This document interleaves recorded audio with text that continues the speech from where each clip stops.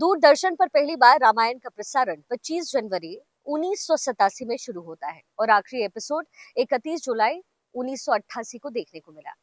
Serial में अभिनेता अरुण गोविल ने राम का किरदार निभाया और वो अब तक भगवान राम की छवि से बाहर नहीं निकल पाए हैं। शो के प्रसारण में 34 साल बाद भी गोविल को आज भी टीवी के राम के रूप में जाना जाता है। हालांकि वो एक्टर नहीं बनना चाहते थे, उनका सपना था बड़ा बिजनेसमैन बनने का और इसी सपने के साथ वो पहुंचे थे माया नगरी मुंबई।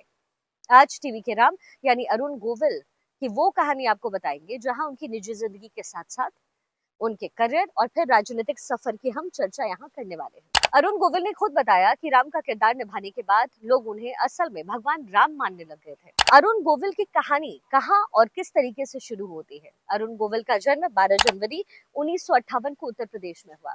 उन्होंने अपने करियर की शुरुआत हिंदी सिनेमा से की और कई सफल फिल्मों में काम भी किया है। 1977 में आई फिल्म पहेली से उन्होंने अभिनय की दुनिया में कदम रखा।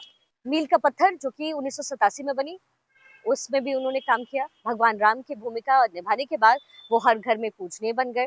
उनकी सरलता और दिव्यता ने उन्हें एक आदर्श बनाया और उसके बाद उन्होंने लव कुश, विक्रम बेताल जैसे जो सीरियल्स है उसमें भी काम किया और अब वो पहुंच चुके हैं संसद 2024 में। बीजेपी के टिकट पर उन्होंने चुनाव लड़ा और मेरठ से जीत करके अब संसद भवन में वो पहुंच चुके। लेकिन अरुण गोविल से जुड़ी बहुत सारी कहानियां हैं। एक इंटरव्यू के दौरान खुद अरुण गोविल ने बताया कि राम का किरदार निभाने के बाद लोग उन्हें असल में भगवान राम कहने लगे। वो जहां जाते लोग उन्हें देख करके हाथ जोड़ने लगते और उनके पैर छूने लगते। टीवी पर रामायण सीरियल देखते समय लोग अगरबत्ती तक जलाने लगे। इतना ही नहीं, उन्हें फिल्मों में भी इसी तरीके के रोल ऑफर होने लगे, जिसकी वजह से फिर उन्होंने एक्टिंग की करियर से दूरी बना ली। अरुण गोविल का जन्म 12 जनवरी 1958 को रामनगर यानी आज के मेरठ में हुआ। जब वो मेरठ यूनिवर्सिटी में पढ़ते थे तब उन्होंने कुछ नाटकों में काम भी किया। टीन एज लाइफ उनकी सहारनपुर में बीती।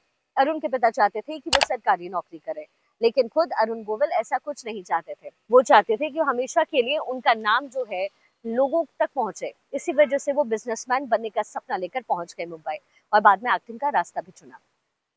अरुण को पॉपुलैरिटी भले ही छोटे पर्दे के राम बनने से मिली हो, लेकिन उससे पहले उन्हें जो ब्रेक मिला 1977 में मिला, बरजातिया की फिल्म पहेली में मिला। उसके बाद उन्होंने सावन को आने दो, साचो आज जैसी फिल्मों में भी उन्होंने काम किया है।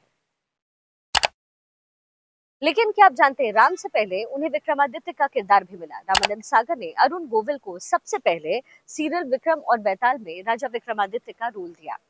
इसकी अपार सफलता के बाद 1987 में रामायण में भगवान राम का रोल अरुण ने निभाया और इस रोल से वो इतने पॉपुलर हुए कि आज भी लोग उन्हें टीवी के राम कह करके बुलाते हैं।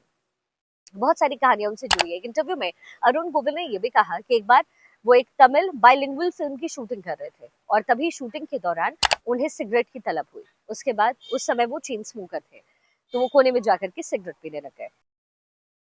एक शख्स किसी अन्य भाषा में उन्हें भला बुरा कहने लगा। तभी उन्होंने पास खड़े दूसरे व्यक्ति से पूछा कि वो शख्स उन्हें क्या कह रहा है। तब उन्हें पता चला कि वो व्यक्ति उनका फैन था, लेकिन सिगरेट पीते देख उन्हें गुस्सा आया और उन्होंने कहा कि हम आपको भगवान मानते हैं और आप सिगरेट पी रहे हैं। इस घटना के बाद से ही अरुण गोविल ने बताया कि उन्होंने कभी भी सिगरेट को हाथ नहीं लगाया। तो बहुत सारी कहानी अरुण गोविल को लेकर के है और इन दिनों खूब वो फेमस भी हो रहे हैं। अब जरा आपको ये बताते हैं कि अब तक अरुण गोविल के पास कितनी प्रॉपर्टीज है और उनके बैंक खातों में कितनी रकम अभी तक जमा की हुई है। अब वो सांसद बन चुके हैं। अरुण गोविल राजनीति में कदम वो रख चुके हैं और घर घर में टीवी सीरियल के माध्यम से उन्होंने अपनी जगह बनाई है। अरुण गोविल के लिए बहुत सारी बातें हैं। नितेश तिवारी की डायरेक्टर एक नई जो फिल्म है उसमें भी वो राजा दशरथ के रोल में अब नजर आने वाले हैं। लेकिन एक राजनीतिक पैठ इस समय अरुण गोविल ने अपनी बनाकर रखी है और अब अलग अलग दिशाओं में वो काम भी कर रहे हैं। रामानंद सागर की टीवी सीरीज रामायण में अरुण गोविल ने मेरठ के लोकसभा से उन्होंने चुनाव जीता है। क्या आप जानते हैं अरुण गोविल को रामायण के प्रत्येक एपिसोड के लिए लगभग 51,000 रुपए पैसे दिए जाते थे। अब तक 81 एपिसोड टेलीकास्ट हुए। ऐसे में अनुमान लगाया जाए तो उस समय 40 लाख रुपए उन्हें फीस के तौर पर उस समय दिए गए थे। चलो अरुण गोविल के पास तकरीबन 3,75,000 रुपए कैश और पत्नी सुलेखा के पास 4,07,000 बतौर कैश है। 12 बैंक अकाउंट्स उनके हैं जिसमें लाखों रुपए जमा है। वहीं पत्नी के भी खाते में हजारों और लाखों रुपए हैं, ऐसा अनुमान जाहिर किया गया है। उनका टोटल अमाउंट अभी तक 1,83,00,000 रुपए का बताया गया है। ये भी कहा जाता है कि अरुण गोविल को सपने में राम आए थे। हालांकि इसकी मैं पुष्टि नहीं करती, लेकिन एक इंटरव्यू में ये भी उनकी तरफ से कहा गया, ये कोट किया गया है कि एक बार उन्हें उनके सपने में राम आए और भगवान राम ने उनसे कहा कि तुम्हें मेरा किरदार निभाना चाहिए। ऐसी बातें हैं, ऐसी किंवदंती कही जाती है। तो अरुण गोविल आज बहुत ही फेमस हो चुके हैं, लोगों के बीच बड़े लोकप्रिय हैं।